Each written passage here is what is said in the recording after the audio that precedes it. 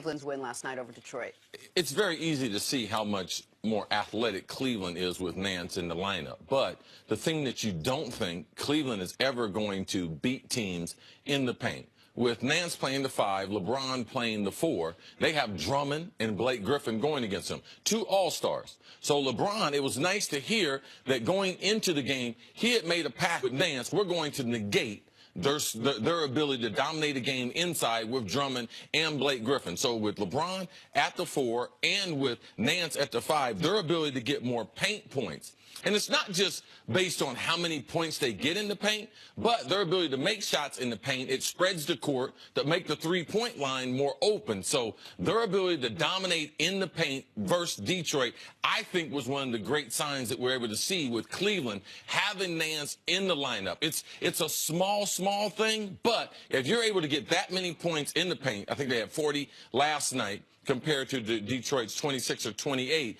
That difference right there, it makes the court expanded. And when you can out-rebound teams, which typically they're not going to be able to do without Kevin Love being in the lineup as a great rebounder. So the physical presence of Nance and LeBron at the 5 and 4 inside the paint and the rebounding, I thought made a huge difference in how Cleveland looked last night. To out-rebound Detroit, Detroit's got the best rebounder in basketball.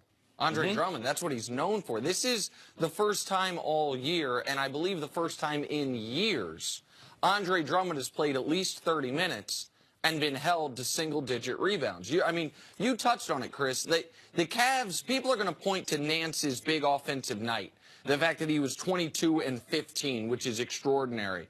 I would look at the other side of the ball. The Cavs' defense was extraordinary after the first quarter, and they allowed Detroit to make 22 two-point baskets. Think about that. Only 22 shots inside of the three-point arc was made by Detroit all game. It's not because they were living at the three-point line. It's not because they were living at the free-throw line. It's because that defense all of a sudden, with a regular season-wise engaged LeBron and with Larry Nance Jr., just so active, going after rebounds, going after deflections, it looked like a different Cavs team. And it offered up an intriguing option for them, potentially, not to get too far ahead of ourselves. But yesterday you were talking about can they compete with the Warriors, and last week we talked about LeBron potentially going to Philadelphia, and why it could be interesting is having so many big people of Ben Simmons and LeBron and Joel Embiid. If Larry Nance can continue to hit that 15 to 17-foot jump shot that Ty Lue said, I did not know he had when we brought him over. And I think that's very interesting that they're finding things in the players that they traded for. That they didn't know about. They didn't know about, yeah. But it's really huge because if you're going to get in those matchups with those teams in the West in particular, you're going to need that intermediate jump shot that Nance provided for them last night. And you're going to need your 5 position to be an offensive threat. And he is not Tristan Thompson is only an offensive threat rolling to the rim. Only on high pick and roll, LeBron throw you an alley-oop, JR throw you an alley-oop. If Larry Nance is just a passable threat, similar to the way David West is for the Warriors from 15 feet. Now, West is great at that shot. Nance isn't going to be that good. Right. But you have the option of playing a huge lineup, of having a front line of LeBron, Love, Nance. If that lineup doesn't kill you offensively, that lineup can be very intriguing against the smaller Golden State Warriors. So I went into this game saying on Twitter all weekend, I want to see more minutes of Larry Nance Jr. on the court with LeBron. Here's one note for you. Since the new players have arrived, take all the minutes the Cavs have played. They are plus 53 with any lineup where it's LeBron and Nance on the court.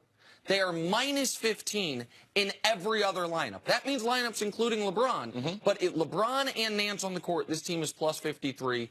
Any other lineup they put out there, they're minus 15. It's a very small sample size.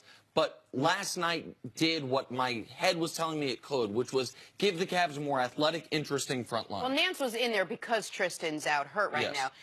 And it looked great. Now you add this other wrinkle of maybe Kevin Love coming back. Would you start Nance if they continue on with this? Does that provide some sort of confusion? When I can guarantee you the Cleveland coaching staff, when they were watching the game, they were like, this is something that we can get used to. And it's just a small sample size now. But these last 20 games, I look for Nance to play more. It's kind of the irony to it is, in Tristan getting hurt, because we're like, man, we need to get more time together.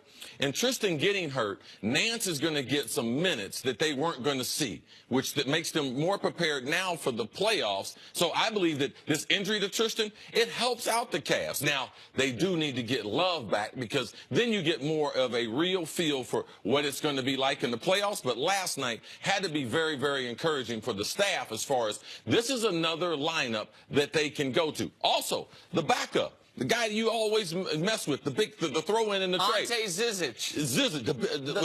The big Z is what they were calling him on the broadcast because his teammates call him that. Cavs fans do not like anyone being called Big Z other than Zdrunas Ilgauskas, but Ante Zizic. Right, but to see his development going down to the G League, now with him backing up Nance, you saw even a big guy. LeBron loves big guys. He hasn't been able to get too many of them, so having him as a backup playing quality minutes too, I believe will help them this last stretch of games. I think Larry Nance can take Tristan Thompson's starting spot. I think by the time, listen, they're starting on a 5-game road trip. Tristan is not going to play at all on this road trip. Larry Nance doesn't have to give you 22 and 15 every night, obviously. No. But if he keeps up that energy, that defense, and some of the offense, he can take that starting spot from Tristan, which I would hope, CC, might give you a slightly rejuvenated Tristan Thompson, because Tristan Thompson's the whole reason he's in the league is effort plays, is the fact that he has been the guy that keeps balls alive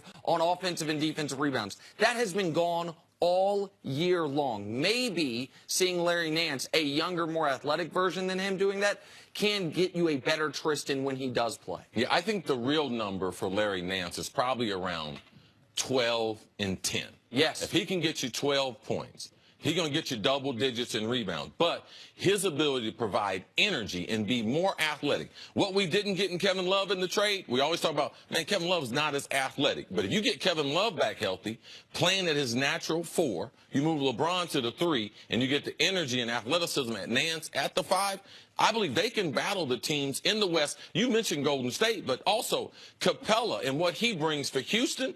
I believe it's a better matchup for the Cavs. Now we got to get these last 20 games, and they got to get to the finals. But a healthy Nance and a healthy Love with LeBron, I believe it's a better Cavs team than we've seen. Go ahead, Jenna. It's okay. No, it's very hard to blow a team out when your starting backcourt goes 1 for 8 from the field.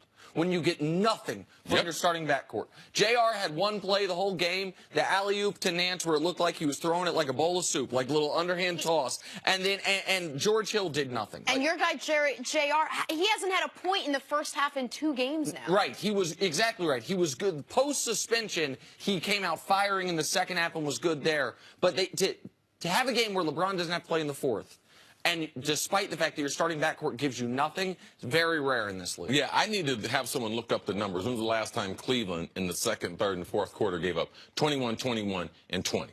Like, regardless of what they were doing offensively, if they play defense like that, they're going to be in every game. All right, well, Cleveland opens up a 6-game road trip Wednesday night in Denver. This will be a long one for them. All right, we'll change gears on the other side. Coming up, are the Steelers making a mistake franchising Le'Veon Bell? Bell.